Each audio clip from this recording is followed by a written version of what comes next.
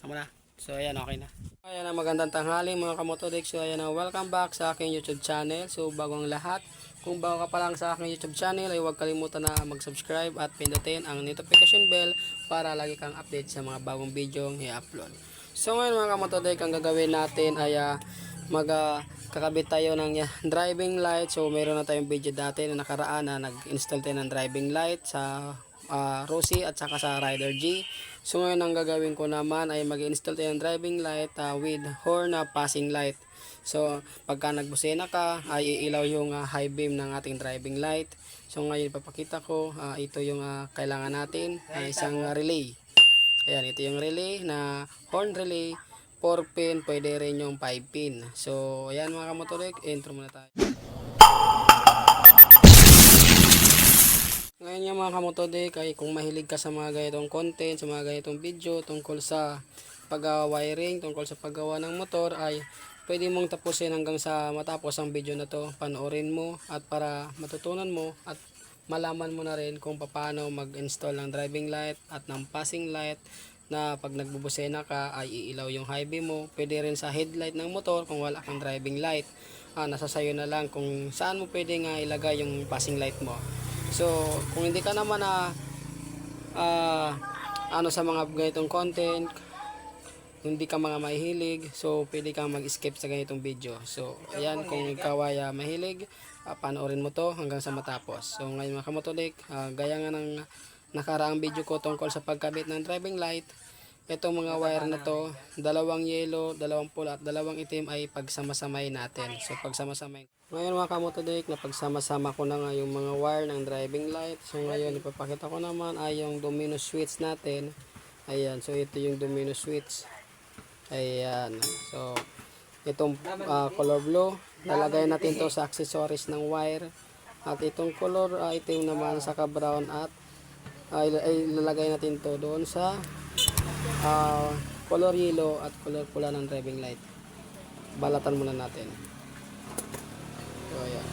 Hindi ka makasaro? Mabasok na nalagay kita.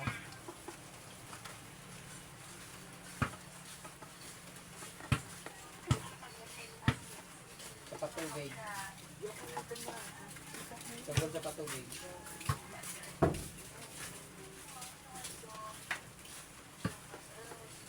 So ayan, pagsamahin natin, idugtong natin yung wire ng color yellow dito sa color itim na manggagaling sa switch ng ating driving light. At itong color itim na wire naman ng driving light, ilalagay natin to sa ground ng motor o sa body ground. So ngayon dito muna tayo sa ating relay dahil ito yung pinaka main topic natin tungkol sa passing light. So ngayon mga kamotodik, papaliwanag ko lang. Itong driving light ay meron itong relay natin ay meron tong number 30, number 85, number 86 at number 87. So gagawin natin, itong number 30 na wire ng ating relay ay ilalagay natin to sa positive na manggagaling sa ating battery sa color pula na wire. At itong dalawang color yellow na wire na to, ito yung number 85 at number 86. So ilalagay naman natin to doon sa dalawang terminal ng busena. At itong color blue, lalagay natin to sa high beam ng driving light. So ganito. Balatan natin to. Ito may marigas kita. Okay, yan. So nga nabalatan natin yan, lagay natin dito sa driving light.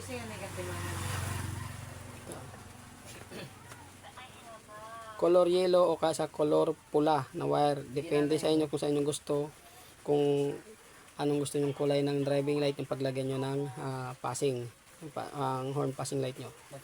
So ako dito sa pula dahil ito yung color white na ilaw ng driving light. So ayan, ganyan lang. So mga kamotodik, kabit ko muna doon sa motor. So buksan ko muna yung motor. Pagkakal mo mga kayo ito? Kung ito So ngayon mga kamotodik, kaya na nga binuksan ko na yung headlight ng ating motor na pinaglagyan natin ng horn with passing light. So ayan, kinabit ko na yung number 30 ng relay sa positive na papunta sa battery. Ayan, ito na yung wire na yun. So dati nang may nakaabang dito na wire. Tapos ayan, kinabit ko na rin yung color blue na wire na manggagaling sa domino switch natin. Kinabit ko dito sa color itim na wire. Ayan. So yan yung accessories wire ng motor ng China Motors. Ayan. So ngayon, dito sa ating relay, meron dito dalawang color na yellow. Ayan yung number 85 at number 86. So kakabit natin yan sa stock terminal ng ating busena. Ayan. Kung makikita nyo, meron dyan color mint green saka color itim. Ayan, kaya color itim sa mint green ang color niyan dahil yung trigger ng busina nito ay naka-negative trigger.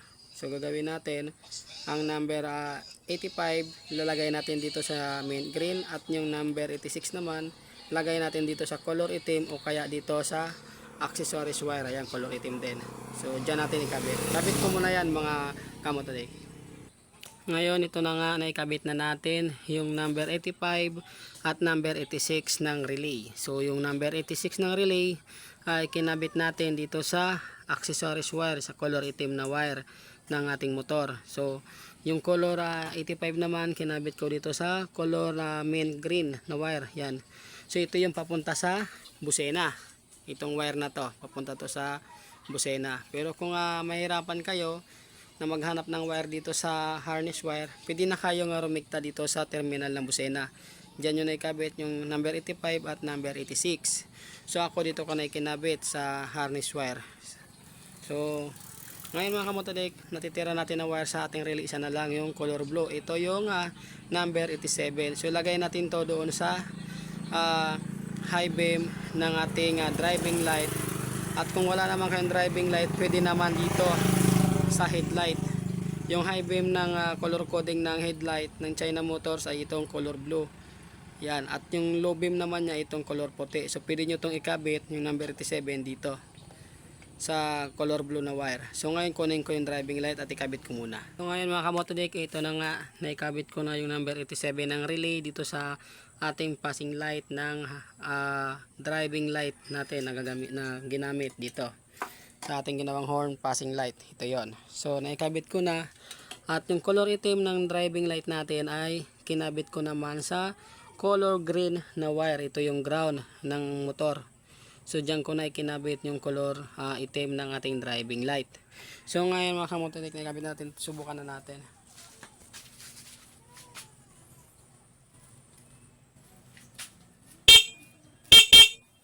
So yan. So di ko pa na ipupwesto kaya ito muna.